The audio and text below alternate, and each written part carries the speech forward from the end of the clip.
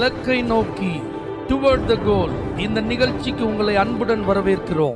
Praise the Lord. ஆண்டவராகிய இயேசு கிறிஸ்துவின் இனிய நாமத்தில் உங்கள் எல்லாருக்கும் இந்த புதிய நாளிலே அன்பின் வாழ்த்துக்கள். ஆதியாகமம் 2ஆம் அதிகாரம் 20ஆம் வசனம். ஆதாமுக்கோ ஏற்ற துணை இன்னும் காணப்படவில்லை. ஏதேன் தோட்டத்தில் கொண்டு வந்து ஆதாம கர்த்தர் வைத்திருக்கிறார். ஏதேன் தோட்டத்தில் இல்லாத வாய்ப்புகள், வசதிகள் இல்லை, எல்லாம் பரிபூர்ணமா இருக்கு. அவனுக்கு வேண்டிய எல்லாம் இருக்கு பாருங்க. மிகவும் மகிழ்ச்சியோடு சந்தோஷமாய் தன்னுடைய நாட்களை செலவு செய்து கொண்டிருக்கிற இந்த ஆதாமுடைய வாழ்வில் ஏற்ற துணை இன்னும் காணப்படவில்லை. இந்த ஆதாம் பகலின் குளிர்ச்சியான வேளையில தேவனோடு உலாவினான். இந்த மிருக ஜீவன்களோடு நேரங்களை செலவழித்தான். அந்த தோட்டத்தில் இருந்த விருட்சங்களின் கனியை புசித்து பசியாற்றினான். அவனுக்கு அந்த தோட்டத்துல பண்படுத்த, அதை பாதுகாக்க பொறுப்பு கொடுக்கப்பட்டிருந்தது. அதை நிறைவேற்றி கொண்டிருந்தான். ஆனா அவனுக்கு இன்னும் ஒரு துணை இல்லை. நல்லா புரிஞ்சுக்கோங்க, எனக்கு மட்டும் துணை இல்லையே அப்படிங்கிற ஒரு குறைய ஆதாம் இன்னும் உணரவில்லை. அவனுடைய வாழ்க்கையில் அவனுடைய மனநிலை ஆண்டவர் எப்படி வச்சிருந்தார்னா, அவன் இருந்த இடத்துல அவனுக்கு வேண்டிய எல்லாவற்றையும் கர்த்தர் கொடுத்திருந்தார். அவனுக்கு இல்லைன்னு சொல்றதுக்கு ஒண்ணுமே இல்லை. எனக்கும் ஒரு துணை வேணும் அப்படின்னு ஒரு எண்ணம், அல்லது எனக்கு ஒரு துணை இல்லையே என்கிற ஒரு குறை அவனுக்கு வர்றதுக்கு முன்னாடியே கர்த்தர் அந்த துணையை ஏற்படுத்தி கொடுத்தார். இதுதான் தேவனுடைய செயல், இதுதான் தேவனுடைய திட்டம். அப்ப ஆண்டுடைய பிள்ளைகளாகிய நம்மை கர்த்தர் எப்படி நடத்துறார்னா, அவர் தம்முடைய மகிமையினால் நம்மை மூடி, அவர் நமக்கென்று வைத்திருக்கிற சகல நன்மைகளை நமக்கு கொடுத்து, நாம் நம்முடைய கடமைகளை நிறைவேற்றி கொண்டே இருக்கும்போது, எனக்கு ஒரு குறையும் ஆண்டவர் வைக்கல அப்படிங்கிற ஒரு நிலையில் நாம் இருப்பதைத்தான் கர்த்தர் விரும்புகிறார்.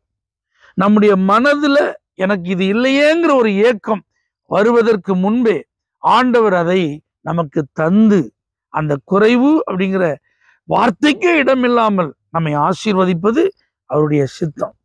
அதனால்தான் உங்களுக்கு இன்னது வேண்டும் என்று நீங்கள் வேண்டிக் கொள்வதற்கு முன்பே உங்கள் பரமபிதா அதை அறிந்திருக்கிறார் அப்படின்னு பைபிள் சொல்லுது.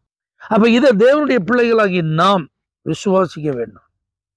கர்த்தர் அப்படிதான் என்ன வச்சிருக்கிறார், கர்த்தர் அப்படிதான் என்ன ஆசீர்வதித்திருக்கிறார். எனக்கு ஒரு குறையும் இல்லை. இப்ப எனக்கு இருக்கிற இந்த சூழ்நிலையில எனக்கு வேண்டிய சகல நன்மைகளும் பரிபூர்ணமாய் கொடுக்கப்பட்டிருக்கிறது. அப்ப எது எனக்கு இல்லையோ அதை தேவன் ஏற்ற நேரத்துல தருவார். அதை ஏற்ற விதமாய் கர்த்தர் தருவார். அது எனக்கென்று ஆயத்தப்பட்ட அந்த சூழ்நிலையில அதை எனக்கு தருவார். ஏன்னா எனக்கு முன்குறிக்கப்பட்டவைகள் நிச்சயமா எனக்கு கிடைக்கும். இப்ப இருக்கிறது எல்லாம் போதுங்கிறது ஆண்டுடைய விருப்பம். இப்ப இருக்கிறதுல நான் சந்தோஷமா இருக்க வேண்டும் என்று கர்த்தர் விரும்புகிறார். ஆகவே என் மனநிலைய எனக்கு இல்லையேங்கிற ஒரு எண்ணத்திற்கு நான் இடம் கொடுக்க மாட்டேன் அப்படிங்கிற மனநிலையில நீங்க இருப்பீர்களானா, உங்களுக்கு அப்படி ஒரு எண்ணம் வருவதற்கு முன்பே கர்த்தர் உங்களுக்கு வேண்டியதெல்லாம் கொடுத்துருவார். நல்லா புரிஞ்சுக்கோங்க, இஸ்ரவேல் ஜனங்களுக்கு இந்த மனநிலை இல்லை. அவங்க கண்களுக்கு முன்பாக அற்புதங்கள், தேவன் தான் யார் என்பதை வெளிப்படுத்தும் பலவிதமான சூழ்நிலைகள். ஆனாலும் எங்களுக்கு எகிப்துல சாப்பிட்ட மாதிரி சாப்பாடு இல்லை. நாங்க இப்ப இறைச்சியை சாப்பிட விரும்புறோம். நாங்க அந்த எகிப்துல வெள்ளரிக்காவையும் குமட்டிக்காயையும் வெங்காயத்தையும் வெள்ளைப்பூண்டையும் சாப்பிட்டதை நாங்க நினைக்கிறோம். அந்த பாத்திரத்து பக்கத்துல உட்கார்ந்திருந்ததே தாவல. இப்படிலாம் பேசிட்டு இருந்தாங்க பாருங்க. இதுதான் ஆண்டவருக்கு பிடிக்கல. ஆகவே தேவ பிள்ளைகளை நாம் பின்னோக்கி திரும்பி பார்க்கிறவர்களாய் அல்ல, இல்லாதவைகளை நினைத்து புலம்புகிறவர்களாய் அல்ல, அல்லது தேவனை குறித்து முறுமுறுக்கிறவர்களாய் அல்ல, இருக்கிறதுல சந்தோஷமா திருப்தியா எப்படி ஆதாம் ஒரு மனநிலையோடு இருந்தானோ அப்படி இருப்பதற்கு கர்த்தர் நம்மை எதிர்பார்க்கிறார். அப்படி இருப்போம். அப்போ உங்களுக்கு எது எது தேவையோ அதை கர்த்தர் தருவார்.